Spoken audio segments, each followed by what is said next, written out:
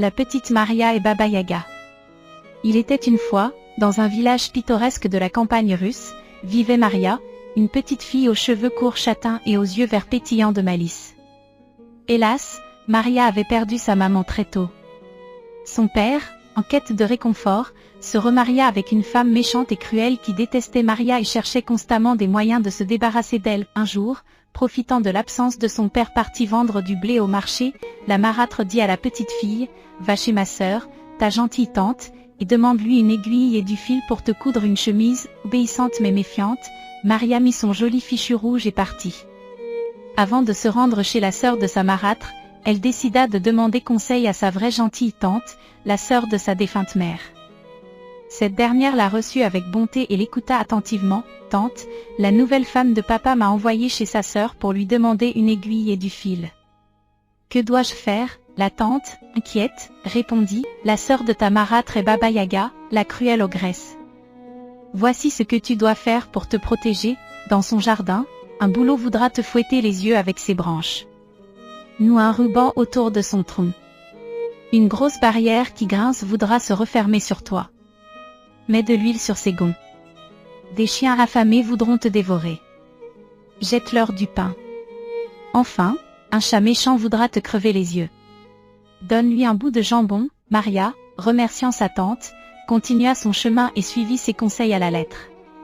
Arrivée à la maison de Baba Yaga, elle salua poliment. « Bonjour ma tante, bonjour, ma nièce. »« Que veux-tu » répondit Baba Yaga avec un sourire malveillant. « Ma mère m'envoie demander une aiguille et du fil pour me coudre une chemise. »« Bien, je vais te chercher ça.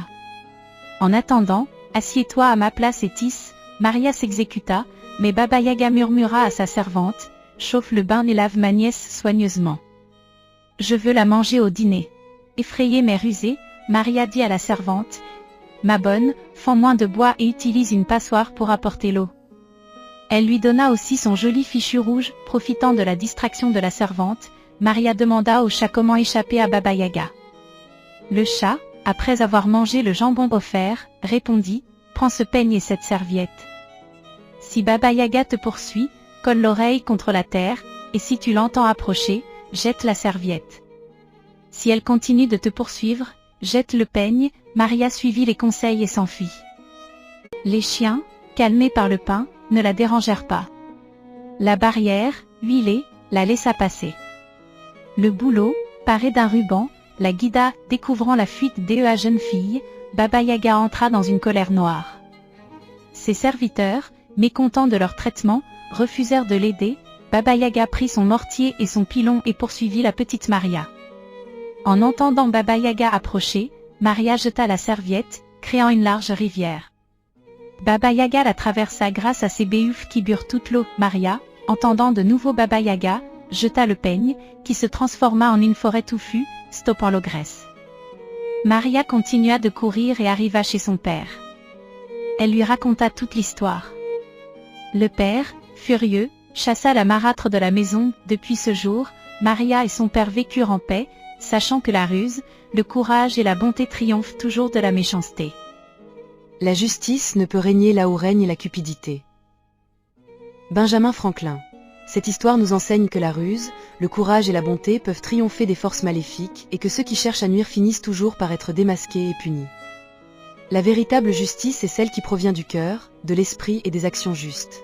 Même dans les moments les plus sombres, il faut toujours garder espoir et ne pas sous-estimer la force de l'ingénieuse. Les épreuves peuvent être surmontées avec du courage et de l'intelligence.